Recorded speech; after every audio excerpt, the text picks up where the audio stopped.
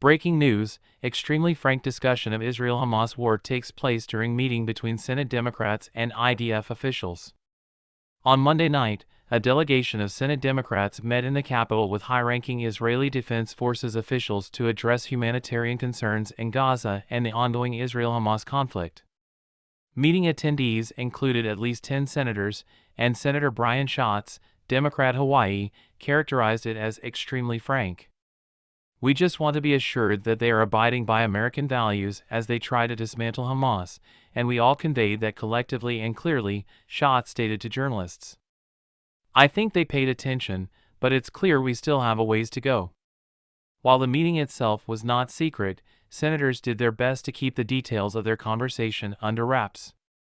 Upon being approached by reporters following the meeting, the IDF officials chose not to comment.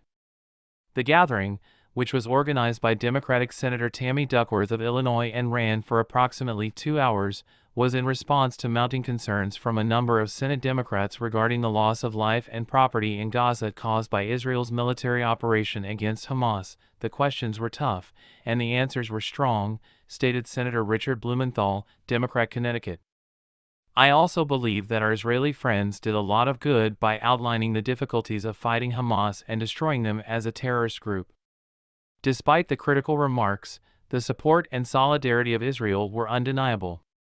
"It was informative and important to hear the Israeli military perspective," Senator Bernie Sanders, Independent Vermont, said, but he reiterated his belief that any aid that the United States approves for Israel should be subject to conditions. He expressed the belief that providing $14 billion to Israel without any conditions would be detrimental. "The number of casualties among women and children is a major concern for the American people.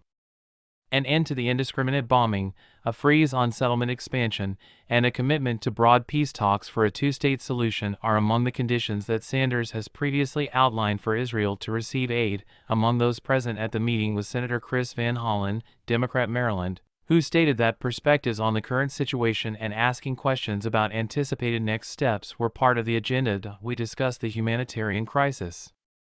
We discussed what happened the day following the temporary ceasefire's expiration." According to him, the exchange was fruitful. In a letter sent to President Joe Biden earlier this month, Van Hollen took the lead in stressing how critical it was for Israel to abide by the laws of war.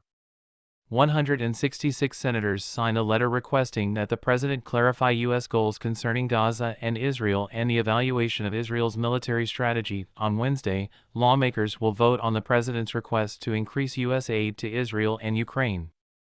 Democrat and Republican leaders have discussed the possibility of imposing conditions on the provision of further aid. Biden requested over $14 billion for Israel and over $61 billion for Ukraine from Congress last month.